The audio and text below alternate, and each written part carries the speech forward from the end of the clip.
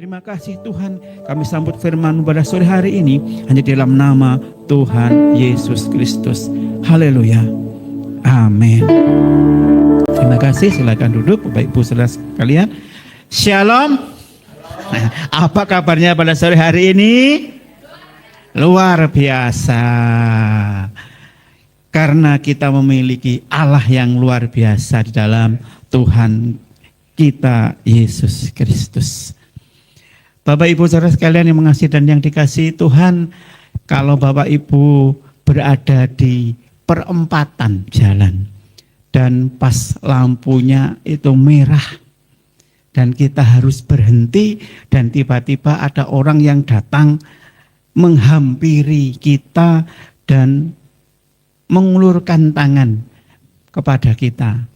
Apa yang muncul pertama kali di hati Bapak Ibu saudara sekalian? Aduh, kok yang tiba-tiba kok yo sik ndelok sik yang menghampiri itu bapak tua atau anak muda, seringkali kita juga berpikir begitu. Yang menghampiri itu ibu-ibu tua atau masih muda, ibu-ibu yang bawa anak atau kelihatannya masih sehat. Nah, seringkali kita dihadapkan dengan peristiwa yang diizinkan Tuhan kita alami. Sengaja Tuhan mempertemukan dengan orang-orang yang membentuk pribadi kita menjadi pribadi-pribadi yang lebih baik lagi. Yang berikutnya, kalau Bapak Ibu itu sukanya memberi apa diberi? Jujur, sukanya memberi apa diberi? Secara manusia biasa senenge iki yo diwenehi, diberi. Tiba-tiba ada sayuran di depan rumah. Seringkali itu kami alami, tiba-tiba ada 2 ikat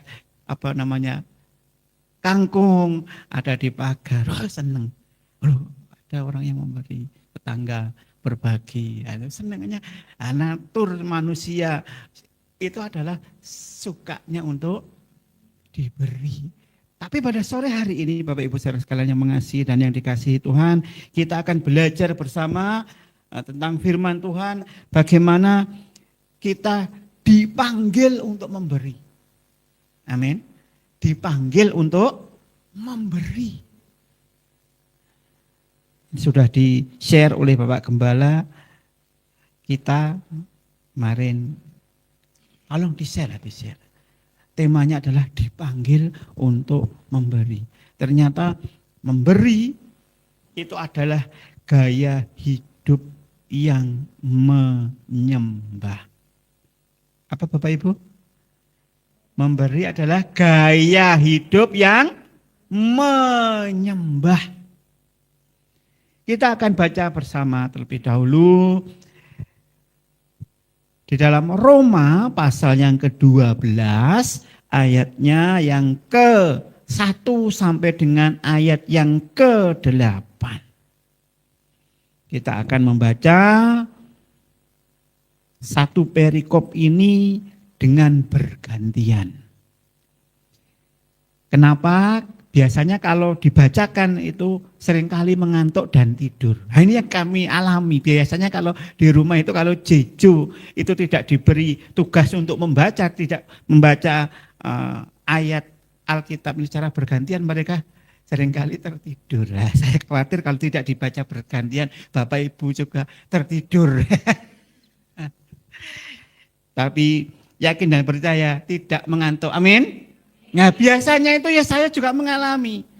Seringkali kalau membaca Alkitab belum selesai sudah berat sekali mata ini. Ya Mas Dan. Nah itu. Seringkali begitu. Khawatir saya kalau saya yang membacakan terus anak sing ngantuk. Nah ini susah. Tapi kita akan bacanya secara bergantian. Roma pasal yang ke-12 ayat 1 sampai dengan ayat yang ke-8. Saya akan membaca ayat berangka ganjil dan Bapak Ibu Saudara membaca ayat berangka genap. Ini saya mesti diingatkan ini sama kata-kata Pak Gembala. ayat Alkitab itu tidak ada ayat yang ganjil, tapi angkanya yang ganjil gitu ya. Ini karena belajar bahasa Indonesia yang benar. Ayat ganjil itu kan dipertanyakan, tapi angka yang ganjil mesti ada. Saya ulangi, saya akan membaca ayat berangka ganjil, Bapak Ibu Saudara membaca ayat berangka genap. Persembahan yang benar. Karena itu, saudara-saudara, demi kemurahan Allah, aku nasihatkan kamu supaya kamu mempersembahkan tubuhmu sebagai persembahan yang hidup, yang kudus, dan yang berkenan kepada Allah. Itu adalah ibadahmu yang sejati.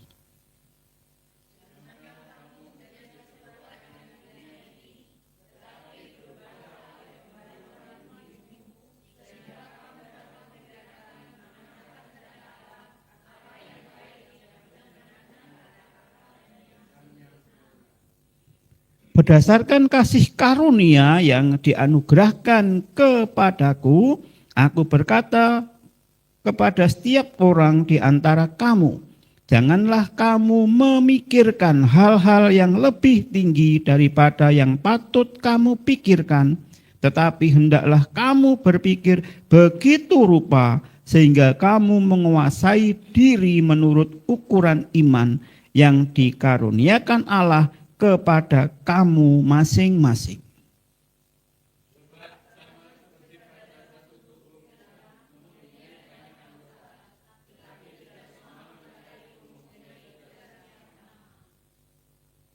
Demikian juga kita, walaupun banyak, adalah satu tubuh di dalam Kristus, tetapi kita masing-masing adalah anggota yang seorang terhadap yang lain.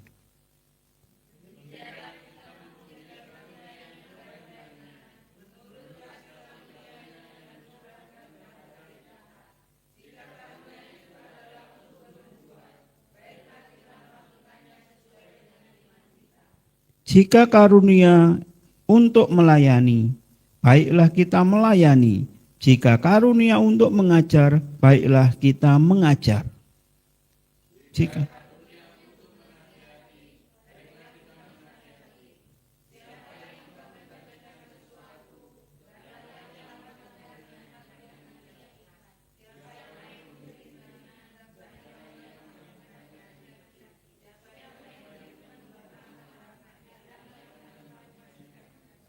amin. Banyak orang Kristen termasuk kita, termasuk saya, berpikir bahwa memberi hanyalah soal memasukkan uang ke dalam kantong persembahan. Betul? Tetapi di dalam Roma pasal yang ke-12 mulai ayat 1 sampai dengan ayat yang ke-8 ternyata Rasul Paulus telah menggeser paradigma itu, menggeser pemikiran itu. Memberi bukan sekedar aktivitas mingguan, melainkan sebuah tanggapan atas kemurahan Allah. Pujian tadi mengatakan, ku berikan hatiku dan jiwaku. Semuanya. Nah, hati, jiwa, semuanya bagi Tuhan. Ternyata memberi tidak hanya sekedar memberikan kantong persembahan, menjalankan kantong persembahan. Kita memberi karena kita lebih dahulu menerima anugerahnya yang berlimpah. Apapun itu. Kita perhatikan di ayat 1 sampai dengan ayat yang kedua. Karena itu saudara-saudara, demi kemurahan Allah aku menasihatkan kamu supaya kamu mempersembahkan tubuhmu sebagai persembahan yang hidup, yang kudus, dan yang berkenan kepada Allah. Itu adalah ibadahmu yang sejati. Janganlah kamu menjadi serupa dengan dunia ini, tetapi berubahlah oleh pembaharuan budimu, sehingga kamu dapat membedakan manakah kehendak Allah, apa yang baik, yang berkenan kepada Allah, dan yang sempurna. Dari sini kita tahu bahwa memberi adalah persembahan yang hidup. Memberi adalah persembahan yang hidup. Rasul Paulus memulai dengan ajakan untuk mempersembahkan tubuh sebagai korban yang hidup. Ini adalah level memberi yang paling dasar sekaligus yang paling tinggi. Yang kita berikan bukan yang sisa, tetapi yang utama. Di dalam perjanjian lama, korban itu adalah hewan yang mati, disembelih, dikeluarkan darahnya dipercikkan di mezbah. Tapi saat ini ada anugerah yang begitu besar yang Tuhan telah nyatakan dalam kehidupan kita. Ternyata adalah persembahan kepada Tuhan adalah korban yang hidup. Amin. Jadi setiap hari tenaga, pikiran, talenta kita berikan kepada Tuhan untuk kemuliaannya. Amin. Amin. Setiap hari ternyata korban itu adalah hidup kita. Setiap hari. Dan kalau kita perhatikan, berubahlah oleh pembaharuan budimu. Yang pertama tadi, persembahan itu adalah persembahan hidup. Berarti hidup kita yang kita persembahkan setiap hari. Dan yang berikutnya adalah ada pembaharuan budi. Kita tidak bisa memberi dengan hati yang tulus kalau pikiran kita masih serupa dengan dunia ini. Masih ada rasa egois. Masih ada pelit, kikir. Nah, kalau itu masih ada, maka kita penting meminta kuasa Roh Kudus untuk mengubah itu. Kenapa? Harus ada perubahan di akal budi dan pikiran kita. Seringkali kalau kita memberi itu masih ngitung-ngitung. Kalau saya memberi, kok cukup apa enggak ya? Dengan segala sesuatu yang masih harus menjadi tanggungan saya. Mikir, waduh lah cicilan koperasi ki yo cek urung, tapi kok di gereja masih ada kegiatan, kok gek. Pikirannya begitu seringkali. Matematika rohani enggak melaku, tapi logika kita yang berjalan. Nah, kita lupa 2 ekor ikan 5 roti ini cukup 5.000 orang. Nah, seringkali ini juga menjadi dilema. Nih, bagi siapa? Bagi kita semuanya seringkali begitu Mas ya. Pikiran kok gak? Nah, masih pikirannya begitu. Kita lihat di dalam Amsal pasal yang ke-11 ayat yang ke-24. Amsal pasal 11 ayat yang ke-24.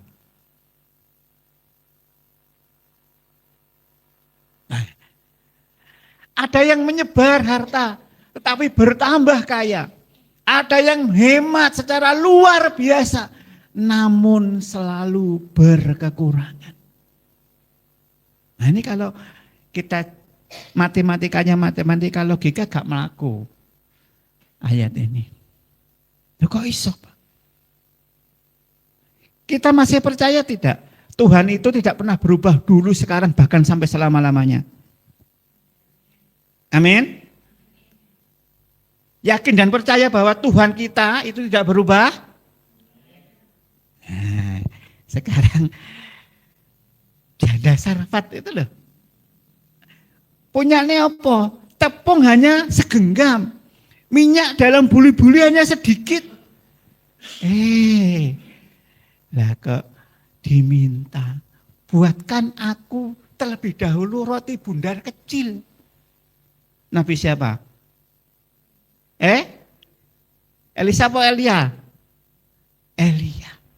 Saat berada di Sungai Kerit, pikirannya kan di pikiran manusia, pergilah ke janda yang kaya, tiba-tiba malah jandanya malah berkekurangan. Nah, ternyata ada iman yang besar pada janda Sarfat itu. Maka dia menuruti kata-kata Nabi Elia. Buatkan roti bundar kecil dan setelah itu untuk kamu dan anakmu. Dan apa yang terjadi? Buli-buli minyaknya tercurah sampai tidak ada tempat untuk menampungnya. Nah itu, kalau kita percaya bahwa kuasa Tuhan itu tetap sama dulu sekarang bahkan sampai selama-lamanya, kuasa itu pun juga masih ada di dalam kehidupan kita saat ini. Ada yang menyebar banyak, tapi bertambah kaya. Tapi ada yang menghemat, tapi selalu berkekurangan. Kita seringkali dihadapkan dengan hal-hal yang seperti ini. Tapi iman kita, Tuhan itu tetap sama dulu, sekarang, bahkan sampai selama-lamanya. Kalau untuk Tuhan, gak sah iman. Amin. Kalau egois, memikirkan diri kita sendiri, maka kita butuh pembaharuan pikiran, pembaharuan budi, agar bisa mengerti bahwa segala sesuatu yang kita miliki adalah milik Tuhan.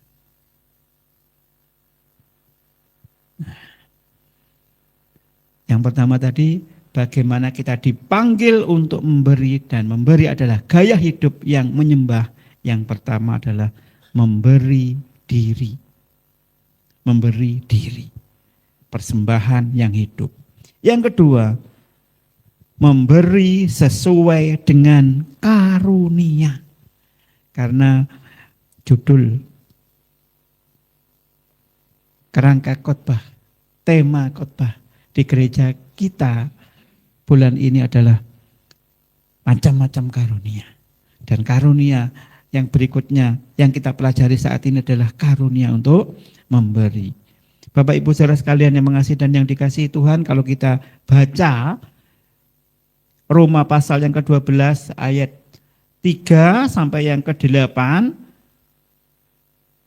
ternyata banyak sekali karunia-karunia yang Tuhan berikan.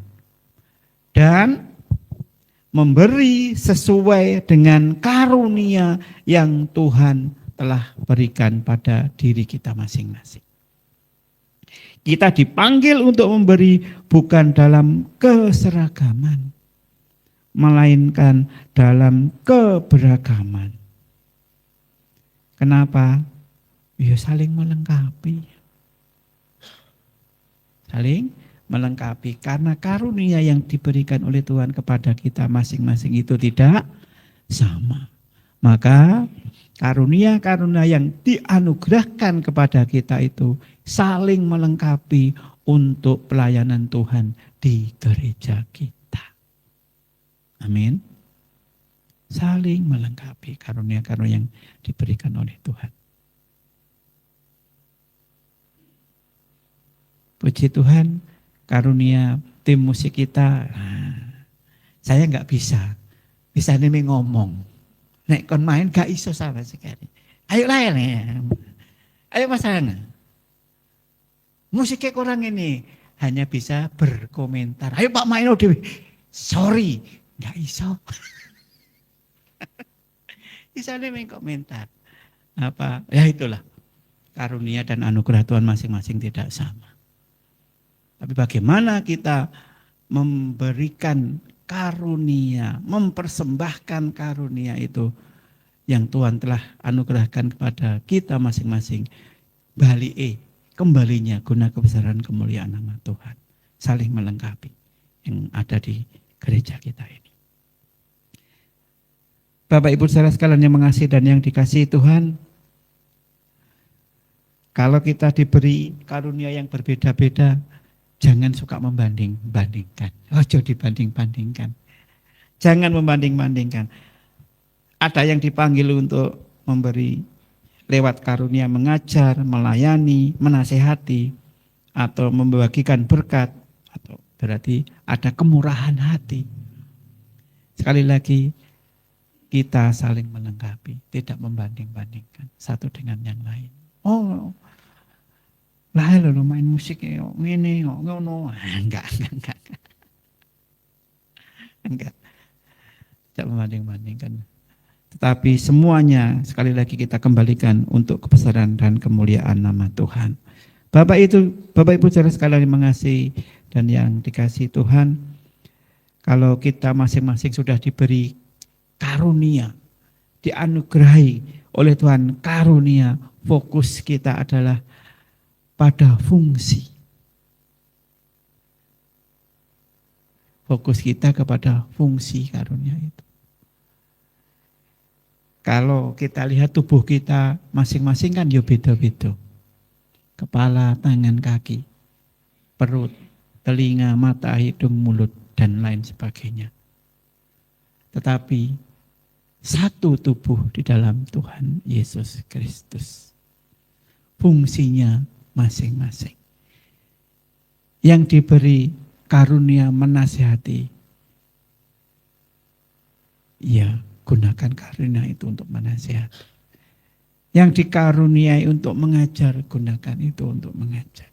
Yang diberi karunia bermurah hati, maka gunakan itu untuk bermurah hati, berbagi, memberi. Puji Tuhan, kita semua yang ada di gereja GPI Kepanjen ini bermurah hati. Bukti ini opo? Bisa membagi sesuatu kepada Bapak Ibu, saudara-saudara kita di sekitar lingkungan gereja kita. Kita bisa menjadi berkat bagi mereka. Amin. Nah, itu. Jadi fungsinya masing-masing. Dan yang ketiga, memberi dengan sukacita. Memberi dengan sukacita. Kita lihat di dalam 2 Korintus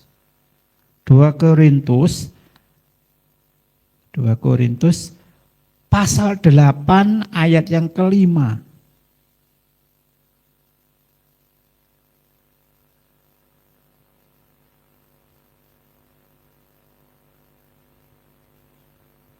Mereka memberikan lebih banyak daripada yang kami harapkan.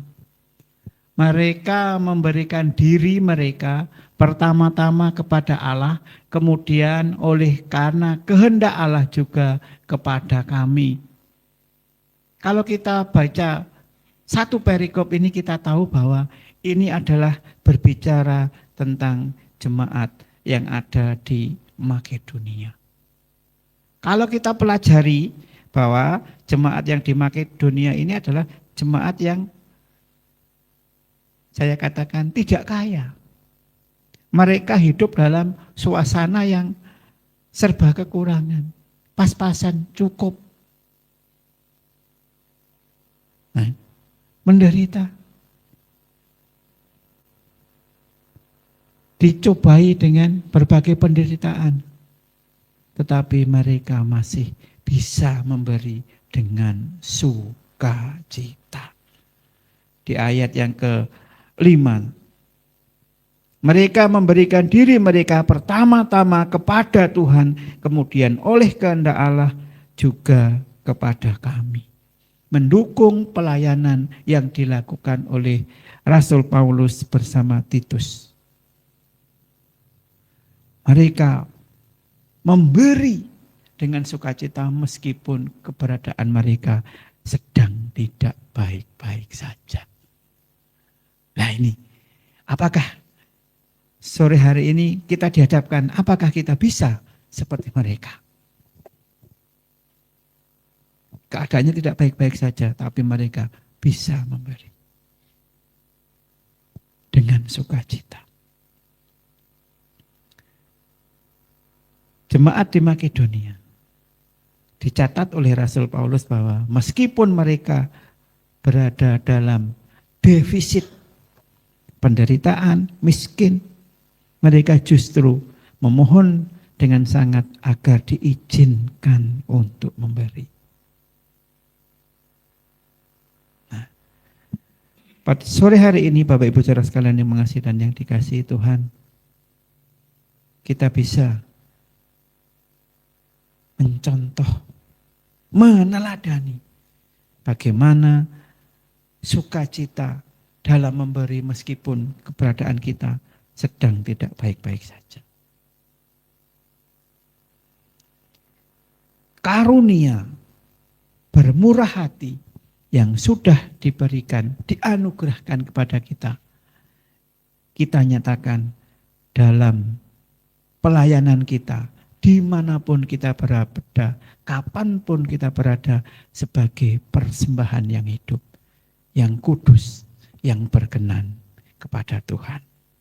Kiranya firman Tuhan yang sebentar yang kita renungkan bersama-sama ini boleh menjadi rema dalam kehidupan kita, dan kiranya firman yang sebentar kita renungkan bersama ini saya katakan menjadi suplemen bagi rohani kita. Kalau tubuh butuh makanan, rohani butuh firman Tuhan. Kiranya suplemen firman Tuhan sore hari ini menjadi kekuatan iman percaya kita kepada Tuhan Yesus Kristus. Saya undang tim musik untuk kembali ke depan.